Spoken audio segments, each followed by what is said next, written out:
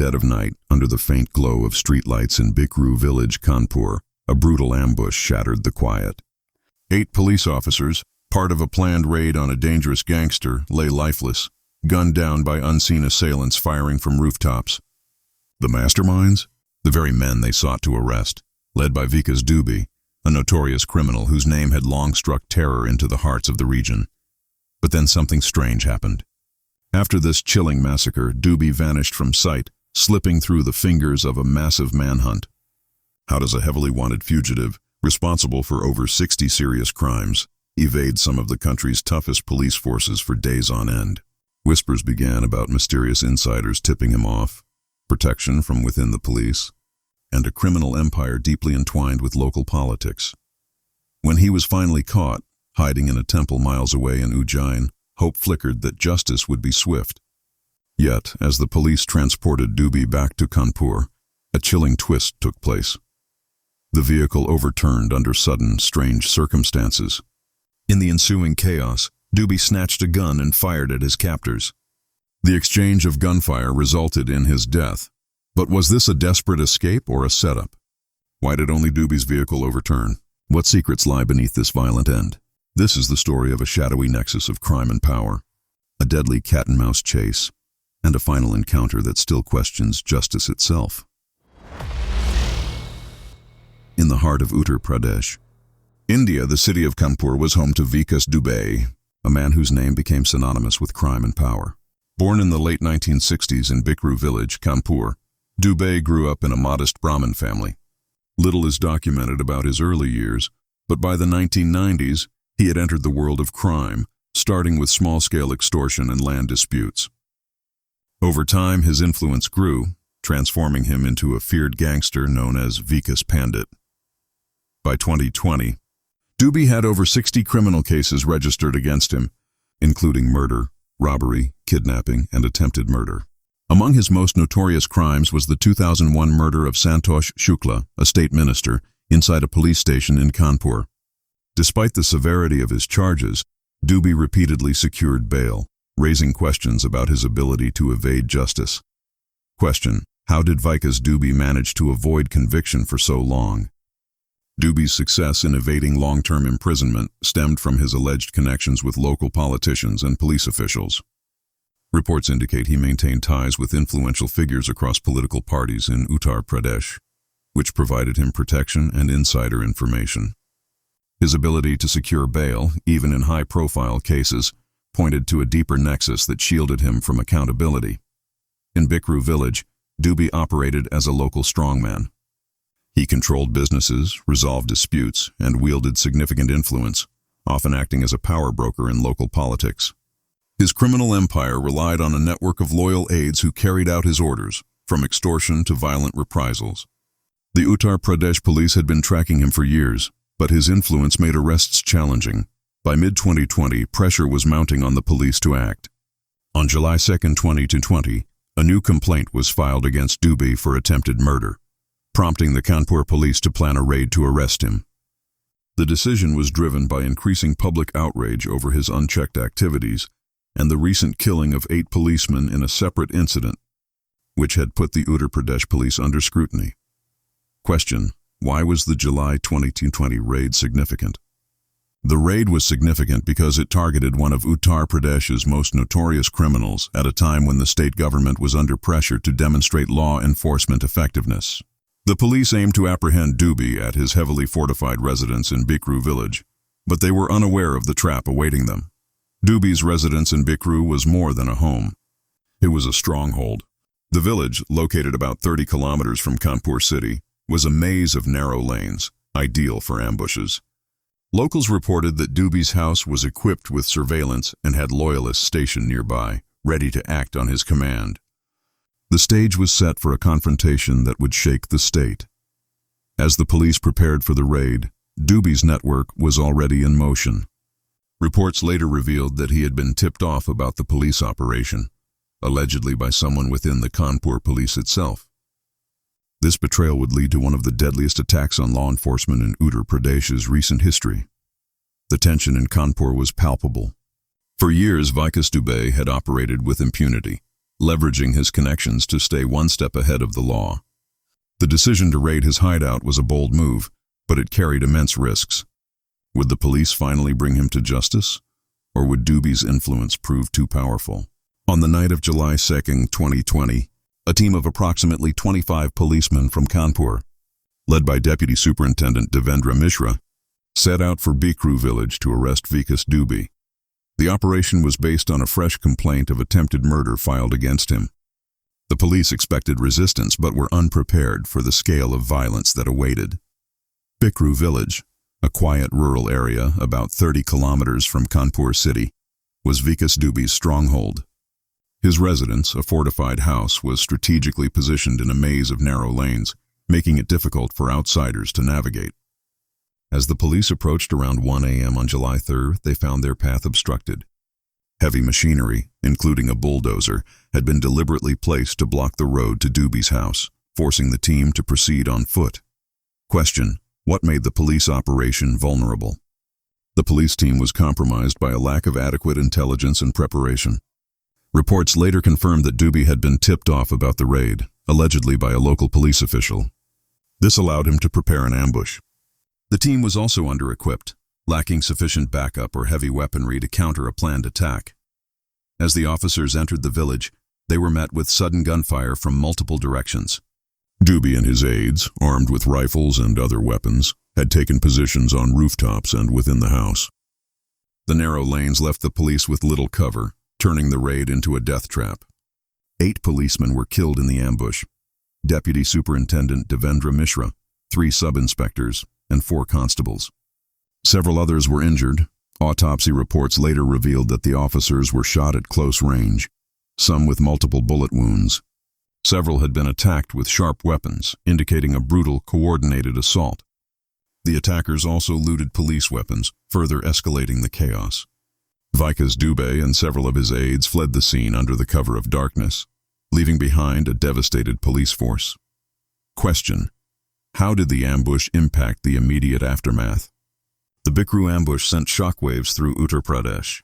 The killing of 8 policemen was one of the deadliest attacks on law enforcement in the state's recent history.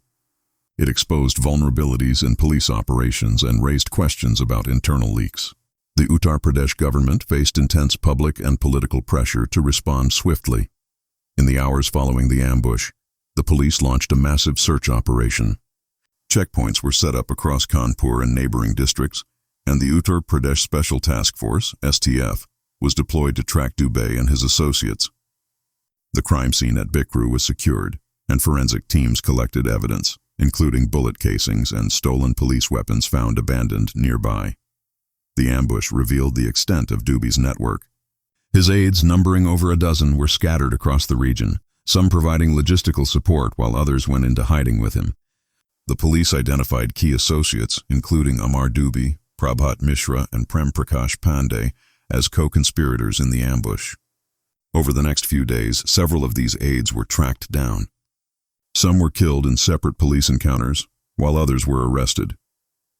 Question: why did the ambush escalate the situation so dramatically? The scale of the violence, 8 policemen killed in a single night, transformed Vikas Dubey from a regional gangster into a national fugitive. The audacity of attacking a police team in such a planned manner highlighted his confidence and resources, likely bolstered by his alleged connections with local authorities.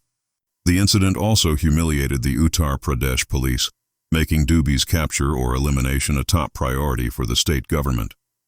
By July 4, 2020, the manhunt had expanded beyond Uttar Pradesh. Intelligence reports suggested Dubey had fled the state, possibly to Rajasthan, Madhya Pradesh, or even Nepal. The police issued alerts nationwide, and a reward of 5 lakh rupees was announced for information leading to his capture. Meanwhile, Dubey's family members, including his wife and son, were questioned, and his properties in Kanpur were raided. The Bikru ambush had set off a chain reaction. Vikas Dubey, now a fugitive, was on the run, but the net was closing in. The question remained: could the police apprehend a man who had evaded justice for decades? Or would his influence allow him to slip away once more? Following the Bikru ambush on July 3, 2020, The Uttar Pradesh police launched an intensive manhunt for Vikas Dubey and his associates. The Uttar Pradesh Special Task Force, STF, along with local police units, coordinated efforts across multiple states. Intelligence teams analyzed Dubey's known connections, phone records, and financial transactions to trace his movements. Rewards were announced, initially 1 lakh rupees for Dubey, later increased to 5 lakh rupees. Over the next week, several of Dubey's aides were located and confronted. On July 3, 2020, 2 associates were arrested in Kanpur. In subsequent days, encounters led to the deaths of key aides. Amar Dubey was killed in an encounter in Hamirpur on July 8, 2020. Prabhat Mishra and Bhawan Dubey were killed in Etawah on July 9, 2020. And Prem Prakash Pandey and Atul Dubey were killed in Kanpur on July 8, 2020. These encounters raised questions about police tactics, but officials maintained they were in self-defense. Question: what investigative methods were used to track Dubey?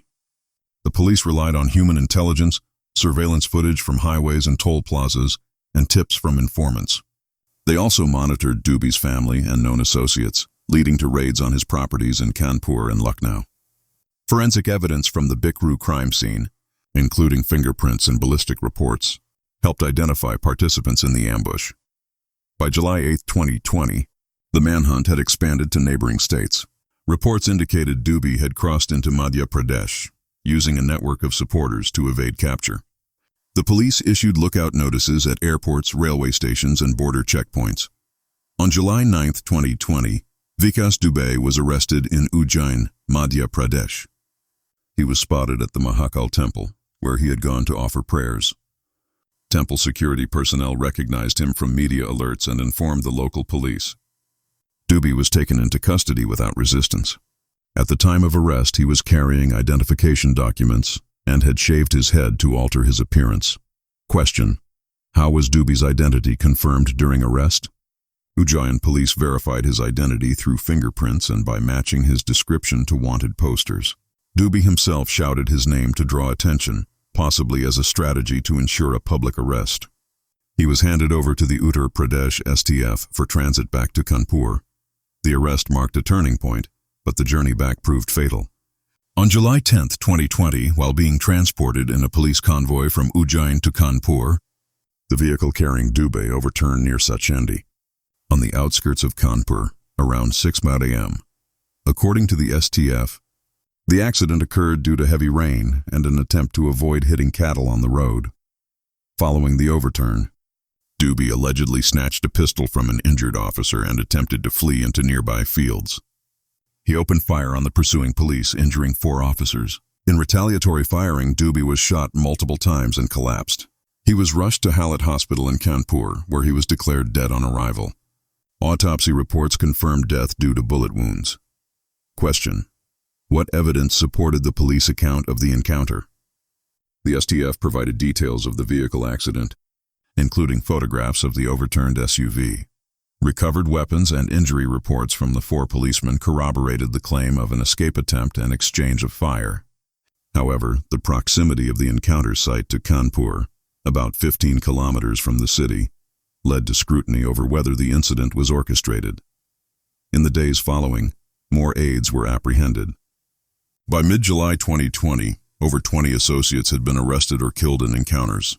The investigation uncovered evidence of the police tip-off before the Bikru raid, leading to the suspension and arrest of several local police officers, including the Chaubapur station officer. Call records and witness statements confirmed Dubey's nexus with these officials. The capture and killing of Vikas Dubey closed a chapter on one of Uttar Pradesh's most wanted criminals, but it opened debates on law enforcement practices. With Dubey eliminated, the focus shifted to unraveling his broader network and the systemic issues that allowed him to thrive. In the aftermath of Vikas Dubey's encounter on July 10, 2020, the Uttar Pradesh government formed a 3-member judicial commission headed by retired Supreme Court Judge Justice B.S. Chauhan to investigate the circumstances of his death, the Bikru ambush, and Dubey's alleged nexus with police and politicians. The commission, which included retired IPS officer K.L. Gupta and retired High Court Judge Shashikant Agarwal, was tasked with examining the authenticity of the encounters, Dubey's bail history, and systemic protections he received. The commission submitted its report in April 2021, giving a clean chit to the Uttar Pradesh police and STF in the encounters involving Dubey and his aides. It found no evidence of wrongdoing or staging in the police actions, concluding that the encounters were justified as self-defense. However, the report highlighted significant lapses in the system that enabled Dubey's criminal activities. It noted that Dubey and his gang received patronage from local police, revenue officials, and administrative authorities, which allowed him to evade justice for years. Question: what did the commission reveal about Dubey's protections? The inquiry revealed that investigations against Dubey were often not impartial, with evidence of complicity from officials who tipped him off or shielded him. Call records and witness statements confirmed his connections, leading to the arrest and suspension of several police personnel, including the Shobhapur station officer involved in the Bikru tip-off. The report emphasized that Dubey's ability to secure bail in over 60 cases stemmed from this nexus, pointing to broader corruption in Uttar Pradesh's law enforcement and political spheres. Public reactions to the encounter and the commission's findings were divided. Families of the 8 slain policemen expressed relief, viewing Dubey's death as justice served. However, critics, including former police officials and human rights activists, questioned the encounter's legitimacy, arguing they bypassed due process and raised concerns about extrajudicial killings in India.